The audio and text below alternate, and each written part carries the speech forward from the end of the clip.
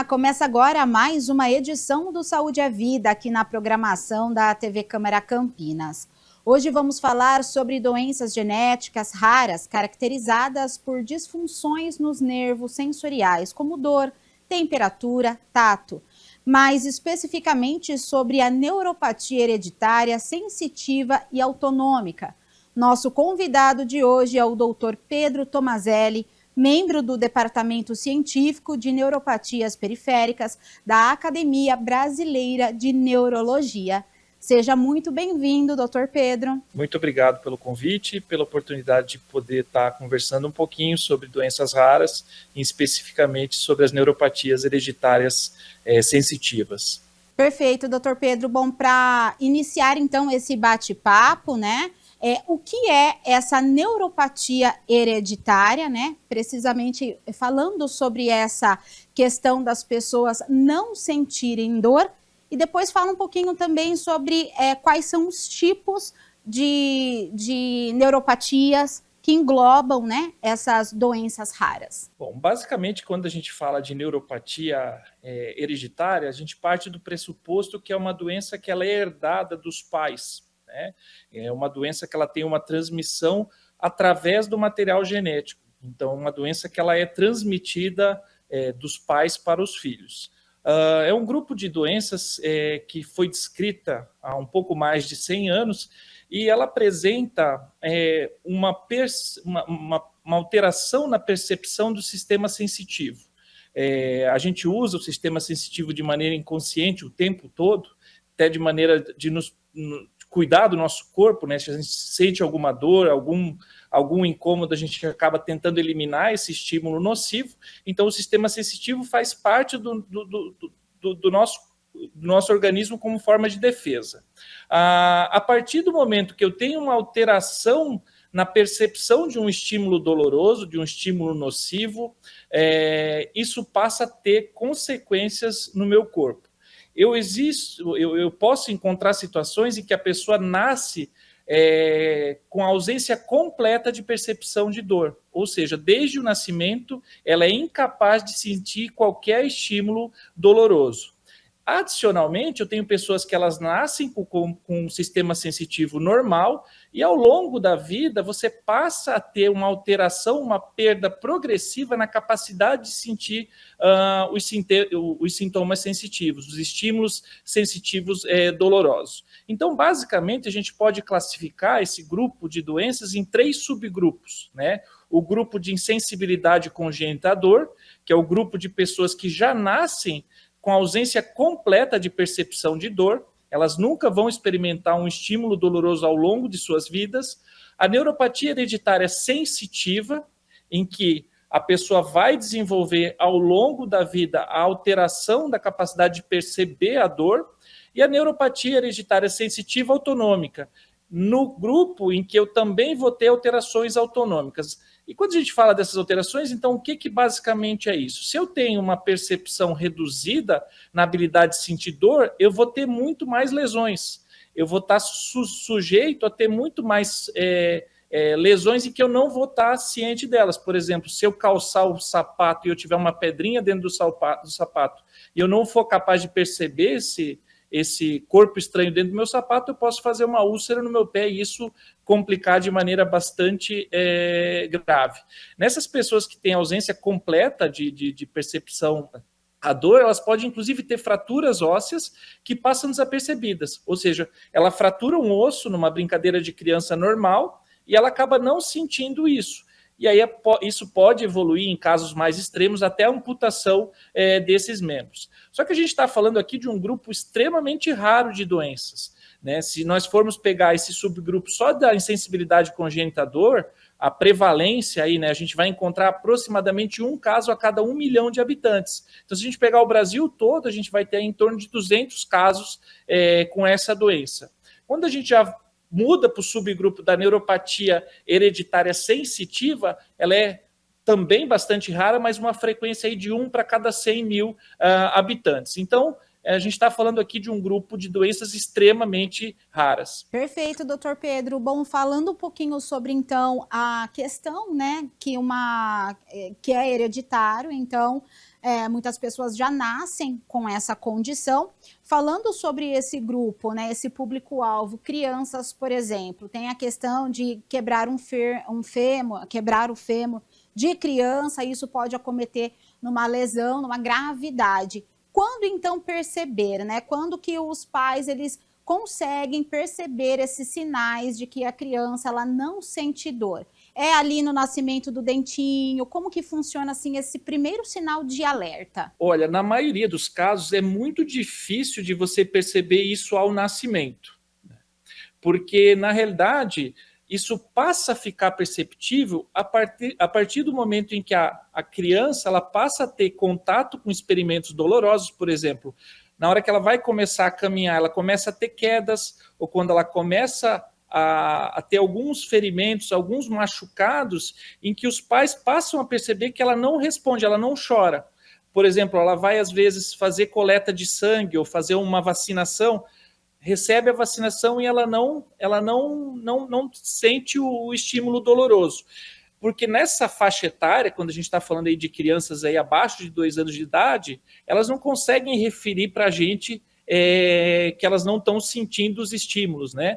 Já no paciente, já numa faixa etária um pouquinho mais, um pouco maior, já o que acontece? O paciente passa a perceber que a capacidade que ele tem de sentir, por exemplo, frio, calor ou sentir dor nos pés, passa a diminuir de maneira progressiva. Então, a gente tem essa dificuldade para diagnóstico nos pacientes com uma idade mais precoce por essa dificuldade de verbalização, e aí acaba sendo encontrado através de uma observação de uma criança que não chora a um estímulo doloroso, ao passo que no adulto, né, numa pessoa de um pouquinho mais de idade, o que vai acontecer é que ele vai passar a perder algumas capacidades que ele tinha relacionadas ao sistema sensitivo de maneira progressiva. E isso é uma questão, é um sinal de alerta também, né, doutor? Falando sobre essa questão mesmo da sensibilidade, né? Tem que ficar de olho, então, nessa questão. Falando em diagnóstico, né? Como que é feito esse diagnóstico? Quais são os exames, né, necessários para confirmar o diagnóstico dessa condição? Perfeito. A gente está falando de um grupo de doenças que ela afeta o sistema nervoso periférico. Então, o que é o sistema nervoso periférico? São esses neurônios, né, que eles levam a informação da pele ou dos órgãos até o sistema nervoso central para que a gente tenha a percepção de que está acontecendo algum estímulo doloroso. Então, essa via, né, esse nervo, ele está afetado, ele está funcionando de maneira anormal. O exame, né, que a gente utiliza para avaliar o sistema nervoso periférico é chamado eletroneuromiografia, que é um exame realizado através de pequenos estímulos elétricos ao longo do trajeto dos nervos, para a gente avaliar se eles estão funcionando de maneira normal ou anormal. Então, esse é um dos testes que a gente utiliza. Mas o teste que confirma o diagnóstico genético acaba sendo um teste molecular. E a gente acaba tendo algumas possibilidades de teste. Por exemplo, a gente pode fazer um painel, a gente pode fazer um sequenciamento de todo o exoma humano. E aí vai depender de cada condição.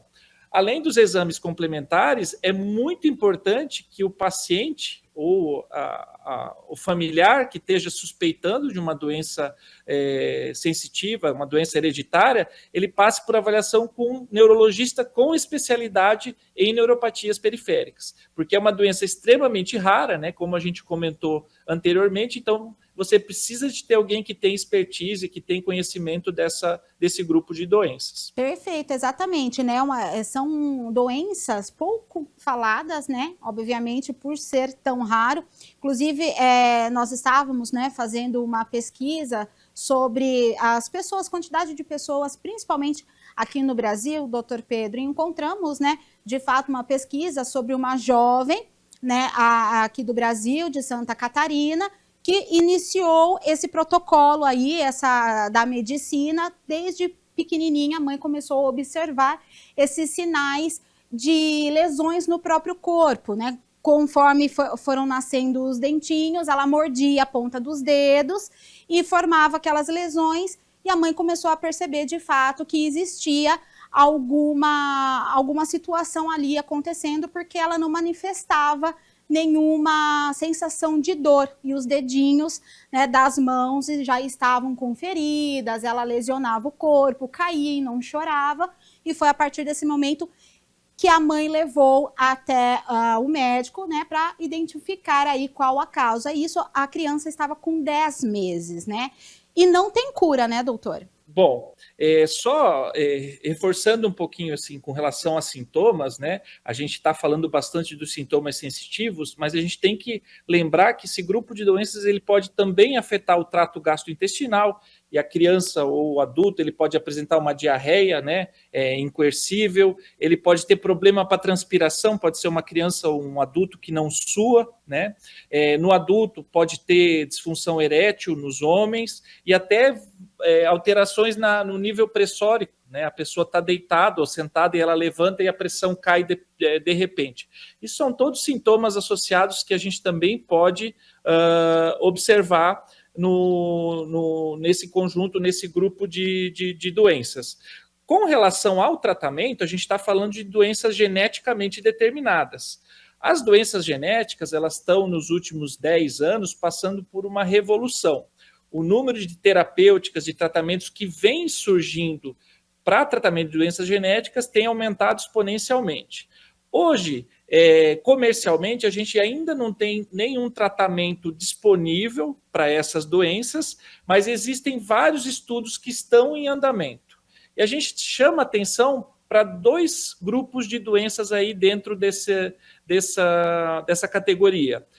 Um que é causado por uma produção anormal de uma enzima que, quando ela se acumula no nosso organismo, ela acaba danificando o nervo periférico, e eu posso administrar uma substância que ela diminui a quantidade dessa enzima tóxica. Isso está em estudo já em seres humanos, mas ainda não foi aprovado para utilização. E o segundo grupo de tratamentos são tratamentos que vão fazer com que eu diminua geneticamente a expressão das proteínas que estão levando à função anormal do nervo. Então, do ponto de vista de tratamento curativo, a gente ainda não tem disponibilizado. O que, obviamente, acontece, né, são medidas de fisioterapia, cuidado para evitar feridas, né, medicamentos para controle de dor. A gente tem algumas neuropatias sensitivas que elas evolui com dor excruciante, né? Então a gente tem medicamentos que conseguem modular a percepção e a expressão dessa dor, trazendo uma qualidade de vida muito melhor para os pacientes. Certo. E doutor Pedro, falando então nessa questão dos sintomas, né? São vários sintomas, porque são vários tipos, né, dessas doenças raras. Um paciente, ele pode ser acometido com vários sintomas ao mesmo tempo?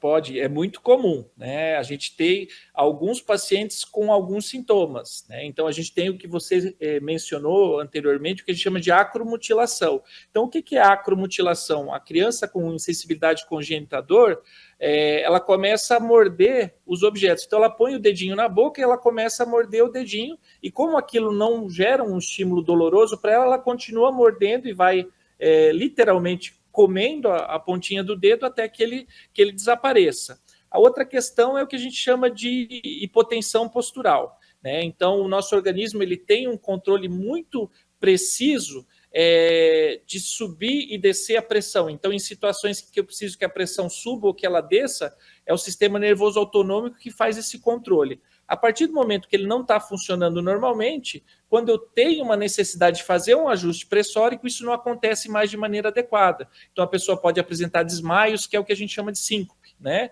Então, geralmente, as síncopes acontecem quando você tem uma mudança brusca na posição, em que você está sentado e fica de pé, ou está deitado e fica de pé, e a pressão cai bruscamente e a pessoa acaba tendo um desmaio, né? Alterações de sudorese, né, são muito frequentes. Então, imagina uma pessoa que vive numa localidade que ela é muito quente, ela vai transpirar muito ao longo do dia, porque isso é um mecanismo de regulação da temperatura corporal.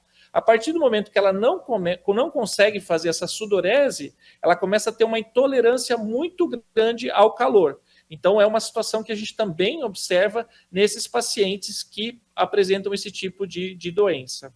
E no caso, doutor Pedro, desse paciente que tem a sudorese, por exemplo, para essa condição tem um medicamento específico já?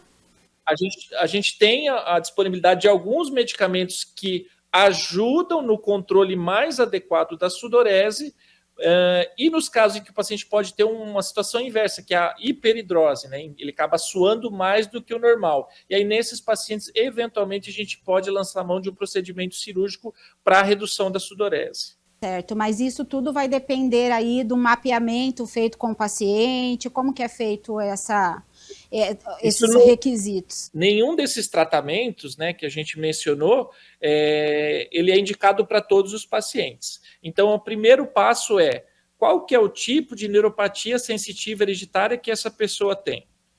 A partir do momento que a gente define do ponto de vista genético qual que é o tipo de doença, a gente vai ver quais são os sintomas que eles estão ativos, porque, por exemplo, às vezes a pessoa tem só uma perda de sensibilidade na planta dos pés, que isso não vai trazer comprometimento para a vida dela algum. Ela vai levar uma vida absolutamente normal. Ao passo que eu posso ter uma pessoa com um quadro de dor excruciante, em que ela sente dor 24 horas por dia. E aí eu vou ter que intervir com medicamentos para controle de dor. Então, os sintomas eles podem acontecer em várias combinações e o tratamento ele vai ser direcionado para controle dos sintomas que estão trazendo mais comprometimento para cada paciente. Certo, então isso tem uma relação também em questão do diagnóstico, né? Tem relação diagnóstico precoce? Quais são os riscos para um diagnóstico tardio dessas condições? Porque não existe somente uma condição, né, doutor Pedro? Não tem somente uma doença. Então, o diagnóstico ele acaba sendo um pouquinho mais complexo nesse sentido, né? Exatamente. A gente tem as formas congênitas, que são de difícil diagnóstico, porque os sintomas nas fases mais precoces nem sempre são tão claros. E a gente tem as formas tardias. O que acontece? Geralmente, as formas tardias, elas têm uma apresentação muito mais leve, muito mais sutil. A pessoa, ela passa a ter uma alteração de sensibilidade, geralmente nos pés, e que isso vai ascendendo, e que a pessoa faz uma investigação muito ampla, né? Se a gente for pegar das causas adquiridas, né, por exemplo, o diabetes, que é muito comum na população, ele pode causar uma neuropatia sensitiva, né, com predomínio sensitivo. Então, a pessoa fica durante vários anos pesquisando causas adquiridas, como diabetes, hanseníase, por exemplo. O Brasil é um país endêmico, né, para causas de alteração de sensibilidade, e a pessoa fica postergando o diagnóstico por conta de ficar investigando outras possibilidades. Certo. E no caso, assim, doutor Pedro, essa pessoa, né, que tem uma dessas condições, que foi diagnosticado, ela fica mais com imunidade mais baixa, ela fica sujeita a ter outros tipos de doença, ser acometidas com outros tipos de doença, e isso pode mascarar um pouquinho também o diagnóstico? Se ela já tem predisposição para uma outra doença, ou diabetes, por exemplo. É muito difícil, às vezes, você suspeitar de uma doença genética num paciente, por exemplo, que já tem um diabetes mal controlado. Porque a tendência natural vai ser você atribuir todos os sintomas ao diabetes. Então, esse é um cenário bastante desafiador, porque você tem uma doença que causa um sintoma parecido. Para as outras formas, para as formas de início precoce, o quadro sintomatológico ele é muito mais exuberante, né? Então você vai ter essas úlceras, é muito comum o paciente ter feridas nas plantas dos pés e que elas não cicatrizam, né? E aí você passa a buscar uma causa. Por que essa ferida, essa úlcera está acontecendo e não está cicatrizando? E algumas vezes isso pode evoluir, por exemplo, para uma lesão óssea, né? Então essa ferida que era em princípio superficial na pele, ela acaba entrando dentro do organismo e fazendo uma infecção dentro do osso, uma osteomielite, e aí causando um quadro muito mais grave. A associação com alteração da imunidade, ela é restrita a alguns subtipos de neuropatia sensitiva, mas não a todos. Então, um aumento na frequência de infecções não é um quadro tão comum, mas pode acontecer. Perfeito. E, doutor Pedro, existe alguma dessas, um estágio mais avançado da doença que acaba diminuindo a longevidade desse paciente? Como que funciona nesse quesito mesmo, né? Falando sim do diagnóstico, porque como foi mencionado, dependendo do grau, é difícil ter esse diagnóstico logo no início, né? Porque pode acometer outras doenças também. Então, tem algum momento, algum grau de mais avançado que diminui essa longevidade? Ou já teve casos aqui no Brasil de que o paciente foi a óbito? Aqui a gente tem que ter uma diferenciação bem clara. Nas formas de neuropatia hereditária sensitiva autonômica, ou seja, em que eu tenho envolvimento marcante do sistema nervoso autonômico, eu posso sim ter um risco de morte. Por quê? Porque dentre os sintomas possíveis de acontecerem são alterações de ritmo cardíaco, né? Então, o paciente pode ter uma morte súbita. Adicionalmente, esses pacientes que têm essas formas mais precoces, eles podem ter quadros sistêmicos mais graves, incluindo, por exemplo, envolvimento do sistema nervoso central, e que às vezes leva, por exemplo, com dificuldade para a deglutição da comida, e consequentemente a pessoa pode ter episódios de engasgo e aí aumenta o risco de ter pneumonia aspirativa, tá? Então a gente tem alguns pacientes que sim, eles têm um risco de morte, uma expectativa de vida inferior à população normal. Já para as formas tardias, o risco a expectativa de vida ela é exatamente a mesma de que uma pessoa que não possui a neuropatia hereditária sensitiva. Perfeito, doutor Pedro. Bom, nesse caso, então, como é uma doença hereditária, né, um dos tipos, é difícil chegar numa determinada questão, assim, de prevenir a neuropatia, né? Não tem como prevenir a neuropatia numa idade mais avançada, por exemplo, assim, na fase adulta? O que nós temos que ter de prevenção é exatamente evitar qualquer estímulo ambiental que a gente sabidamente reconhece como causador de neuropatia. Vamos dar exemplos para que fique muito claro. Se eu já tenho o diagnóstico de uma neuropatia hereditária sensitiva, eu tenho que ficar muito atento, fazer exames regulares para ver se eu posso ter o risco de desenvolver diabetes. E a partir do momento que eu venha a desenvolver diabetes, eu vou ter que ter um controle muito rigoroso dos meus valores glicêmicos, para que eu evite ter um mecanismo combinado, ou seja, eu tenho a neuropatia hereditária e mais uma neuropatia pelo diabetes. Por exemplo, exposição ao álcool, né? O uso crônico de bebida alcoólica, ele tem um efeito sobre o sistema nervoso periférico muito grande. Então, é aconselhável que as pessoas que têm esse grupo de doenças evite o uso de bebidas alcoólicas. Adicionalmente, a exposição a alguns agrotóxicos, que também têm e podem ter efeito tóxico sobre o sistema nervoso periférico. Adicionalmente, é muito importante saber que algumas vitaminas são essenciais para a manutenção do sistema nervoso periférico. Uma delas é a vitamina B12, né? E a vitamina B12 ela é ingerida basicamente pela ingestão de carne, né? Atualmente a gente tem um grupo, algumas pessoas que não fazem um consumo regular de carne, então para essas pessoas é importante que elas façam a suplementação dessa vitamina através de cápsulas de maneira regular. Perfeito. E existe alguma restrição que esse paciente, né, ele tem que cuidar da saúde, ele precisa ficar atento? Quais são os cuidados que essa pessoa tem que ter? Atividade física, por exemplo, pode fazer, é recomendado ou não? A gente tem algumas orientações que elas parecem até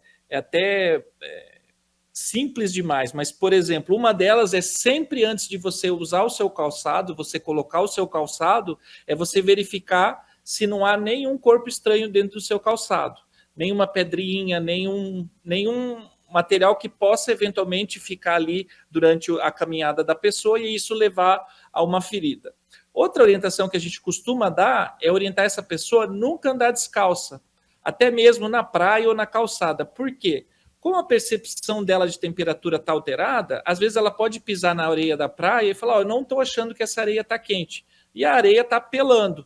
e quando ela vai ver, ela acabou causando uma ferida, uma queimadura, às vezes até de 2º grau na planta dos pés, e ela não percebeu que estava tendo essa exposição a uma temperatura muito alta. Então, as orientações são sempre no sentido de medidas de cuidado e de prevenção para evitar as lesões. Por quê? Porque ela não vai perceber no momento em que essas lesões forem acontecendo ao longo da vida dela. São medidas simples, né, orientações simples, mas que para esse paciente faz toda a diferença, né, por conta das lesões.